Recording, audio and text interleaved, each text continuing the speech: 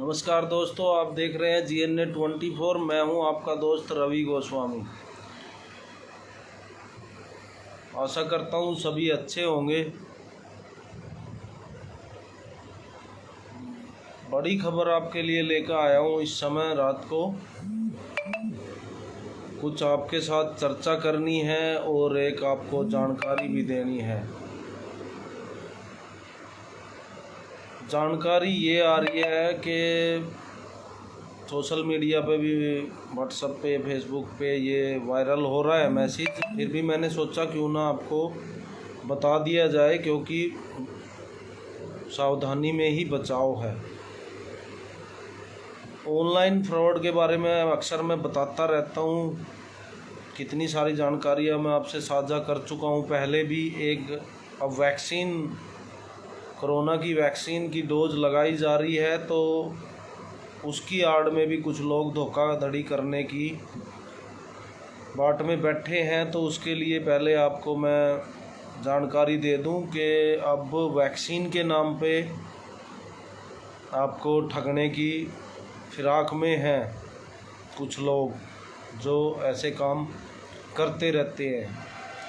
तो वो आपको कॉल करेंगे और आपको बोला जाएगा कि हम वैक्सीन, जो कोरोना की वैक्सीन लगाई जा रही है, उनकी तरफ से हम बोल रहे हैं आपको वैक्सीन लगवानी है, या आपकी लगी है या नहीं लगी है, या पहली डोज लगी है तो दूसरी डोज के लिए रजिस्ट्रेशन करना है। सबसे पहले तो मैं ये बता दूं कि वैक्सीन का रजिस्ट्रेशन एक बार ही होता है।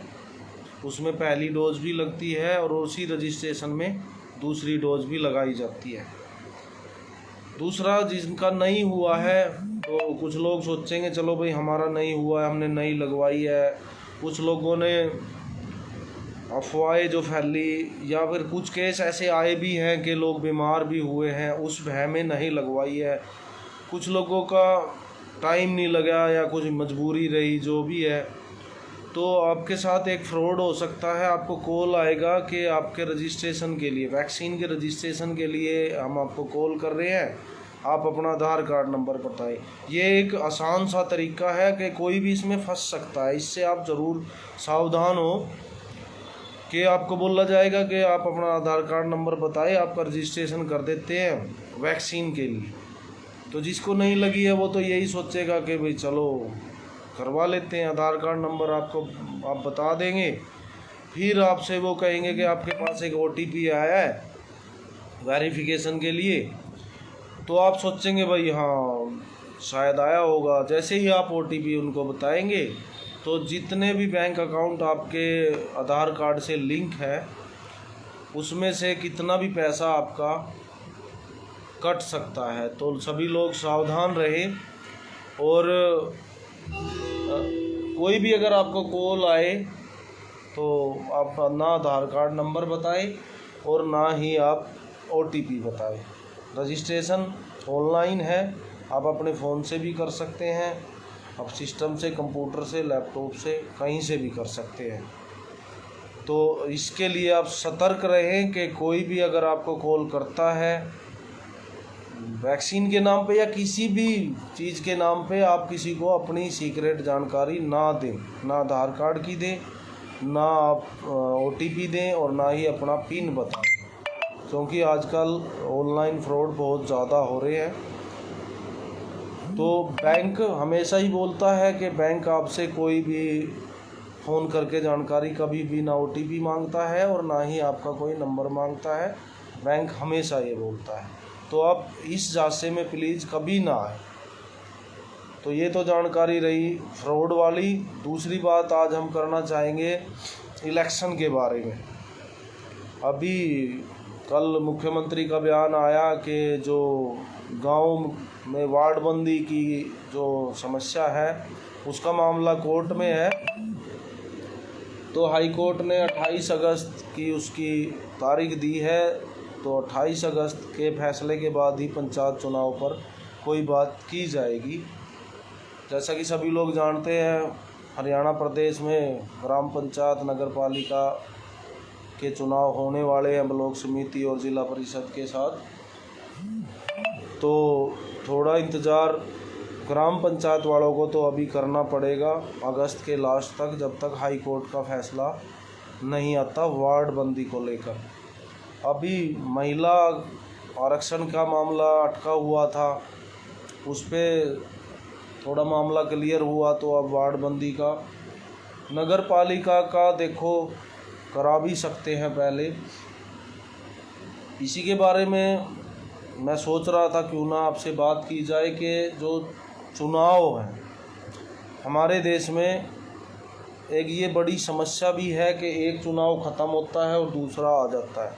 स्टेट का भी अगर आप देखें, अभी पश्चिम बंगाल में चुनाव हुए थे, उसके साथ 4-5 राज्यों में और चुनाव हुए थे। पूरे देश में चर्चा हुई कि पूरे देश में कोरोना को लेकर लॉकडाउन लगाए गए।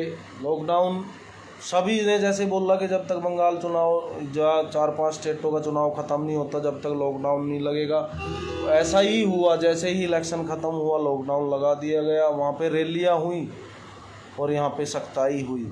तो चुनाव बहुत बड़ी एक समस्या भी है। अभी अगले साल भी 3-4 राज्यों में चुनाव है, यूपी में, पंजाब में, 1-2 राज्यों में और है। तो किसान आंदोलन चल रहा है। कुछ लोग बोल रहे हैं कि जब तक ये इलेक्शन है, जब तक ये आंदोलन है, उसी के लिए आंदोलन हो रहा है। तो सच्चाई तो बाद में पता लगेगी। भाई किसान भी अपनी जगह जायज़ हैं, वो अपनी मांगें लिए हुए हैं। लेकिन चुनाव एक तरह से बंगाल में हमने देखा कि कितने सारे बेकसूर लोग इस चुनाव की भेंट चढ़ जाते हैं। तो ऐसा कुछ सिस्टम क्यों ना हो कि ये मतलब आए साल का चुनाव और ये हिंसा जो चुनाव में होती है, बहुत सारा खर्चा होता है, बहुत सारी मतलब समस्या है। कोरोना को लेकर बातें हुई, भाई भीड़ जुटाई गई, तो बीच में खबरें आती हैं रहती हैं कि मोदी जी कुछ ऐसा करने वाले हैं कि सारे चुनाव एक साथ हो जाएं। लोगों के मन में थोड़ी सी खुशी होती है कि चलो एक बार 5 साल में एक बार हर चीज़ का चुनाव हो जाए, 5 साल देश आराम से अपना काम करे, तरक्की करे। लेकिन उस पे भी बोला जाता है, लेकिन कुछ हुआ नहीं है। दूसरा प्लान मोदी जी का चल रहा है। अभी मैं सिस्टम में देख रहा था, तो इसमें एक जनसत्ता अखबार की एक खबर मैं देख रहा था। 11 फरवरी 2014 को एक खबर लगी थी कि उन्होंने लिखा है चुनाव के बारे में, भाई चुनाव सुधार के लिए पिछले 2014 को इन्होंने लिखी थी ये। तो इसमें लिखा है कि 2014 में इन्होंने लिखा था, मतलब 20 साल पहले एक विधेयक बनाया गया था चुनाव सुधार के लिए, और उसमें बहुत सारे सुधार सुझाए गए हैं। एक बिल बनाया गया था, उसको संसद में रखा गया। 14 में से अगर 2014 से हम बात करें और 20 साल पहले करीब 1994 में ये बिल बना लिया गया था और संसद में उसको भेजा गया था। लेकिन उसको आज तक 94 से लेके अभी 2021 आ गई है, तो करीब 27 साल हो गए हैं, वो पास नहीं हो रहा है। और वो ऐसा ही चलता रहा तो वो पास भी नहीं होगा। क्योंकि अगर जो चुनाव सुधार है उसके बारे में मैं बता दूं, उसमें कुछ मेन पॉइंट मैं बता देता हूं। उसमें रखे गए हैं कि जो किसी परिवार का एक आदमी एक बार कुछ भी बन जाता है, चाहे वो पंचायत मेंबर बने, सरपंच बने, चाहे वो कुछ भी बने, MLA बने, MP बने, CM बने, PM बने, वो दोबारा वो और उसके परिवार का कोई आदमी इलेक्शन नहीं लड़ सकता। उसमें सबसे बड़ी बात ये रखी गई है कि 150 करोड़ के करीब की आबादी का देश है, तो क्यों ना दूसरों को मौका दिया जाए। एक ही आदमी क्यों एक पद पे बैठा रहे। बहुत अच्छी इसमें एक बात, ये सबसे अच्छी बात इस बिल की। और भी बहुत सारे मुद्दे उसमें रखे गए हैं चुनाव सुधार को लेकर, लेकिन सभी जैसा कहा जाता है सभी पार्टी एक हैं, सभी कोई अपने पैरों पे कुल्हाड़ी नहीं मारना चाहता। अभी हमारे घरौंडा में भी नगर पालिका के चुनाव होंगे, तो जो MC बने हुए हैं 2-2 बार 3-3 बार भी बन गए, वो चाहते हैं हम फिर बने। कुछ परिवारवाद कई राज्यों में आप देख सकते हैं परिवार ही शासन करना चाहते हैं, दूसरों को वो मौका देना ही नहीं चाहते कि ये तो भाई लालू का परिवार बिहार में, यूपी में मुलायम सिंह का परिवार, पंजाब में भी एक बादल का परिवार। तो कुछ ऐसी बातें चुनाव सुधार की उस बिल में है, लेकिन उसको पास नहीं किया जा रहा है। और जहाँ तक आप भी ये समझ सकते हैं इनकी चलेगी, ये पास नहीं करेंगे। उसमें बहुत सारे पॉइंट चुनाव सुधार को लेकर है, लेकिन ये कुछ जो नेता हैं उन्हीं के लिए वो हानिकारक है, इसलिए ये उसको पास नहीं होने देते हैं। तो मैं बात हमेशा करता हूँ समाधान की। इसका समाधान क्या है भाई? क्या हम सिर्फ एक बार वोट देने चले जाते हैं, वोट दे देते हैं, उसके बाद वो जाने, उनका काम जाने? लेकिन हमारे पास एक पावर है, वोटिंग पावर, कि हम ऐसे लोगों को चुने जो हमारी बात सुने। हम वोट दे देते हैं, नेता बन जाते हैं, उसके बाद हम उनके चक्कर काटते रहते हैं।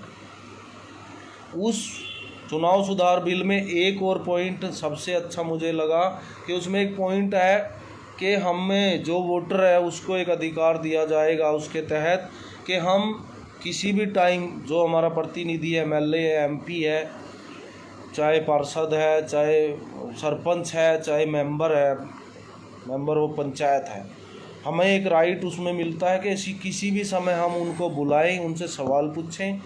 और एक और उसमें पॉइंट है कि हम उनको चेंज भी कर सकते हैं वोटिंग के बेस पे।